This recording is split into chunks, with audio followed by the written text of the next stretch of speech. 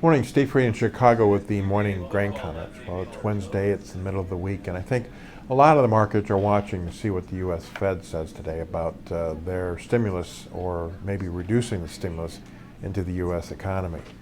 Other than that, overnight beans are a little bit lower, corn and wheat's a little bit higher. We're getting into some of the month-end evening up with the funds long beans, short corn and wheat. Still a lot of confusion over yesterday's USDA FSA planted acreage number and the high prevent plant acres that they're estimating because of the wet spring this year. Numbers all over the map and the impact that it may have on the final U.S. crop sizes. I do have a call in to the head of NASS at the USDA, and we're going to try to figure out how they're going to use these numbers and just kind of figure out what the credibility factor is between their survey numbers that they put out, the market trades, versus these FSA numbers. In general, the market's looking for maybe 1.5 million less corn acres, but you could actually take demand down to offset that, and it still could limit a rally in the market.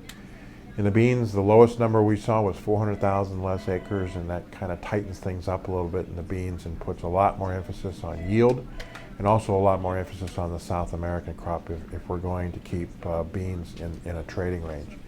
Wheat, somewhere around maybe 600,000 less acres. Again, talk of higher spring wheat acres in the United States. A record Canada crop could limit the impact that it has on the wheat market because of the lower acres.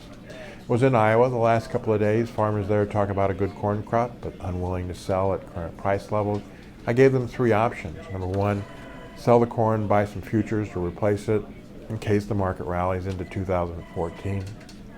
Another option is to try to figure out just exactly how many bushels they have to sell, divide it by the number of weeks left between now and the summer, and sell so much per week. Also, after they sell something, replace it with a call. And the other thing is that they can store it, but the problem is that 3-6 months from now, the prices may be the same, and they would have additional storage costs. And then the beans, they're looking at an okay crop, not as good as it could have been. The suggestion there is just sell the beans off the combine and replace it with a call in case South American weather is less than ideal.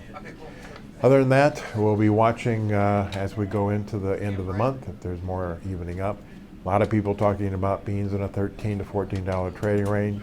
Corn maybe $4.30 to $4.70. Wheat maybe $6 to $6.30. And see if we trade that range through the harvest. And we need to know more about harvest yield, especially in the beans, to figure out if we're going to break out of that range. As always, these are my thoughts and not those of ADM or ADM Investor Services. Have a safe and profitable trading day.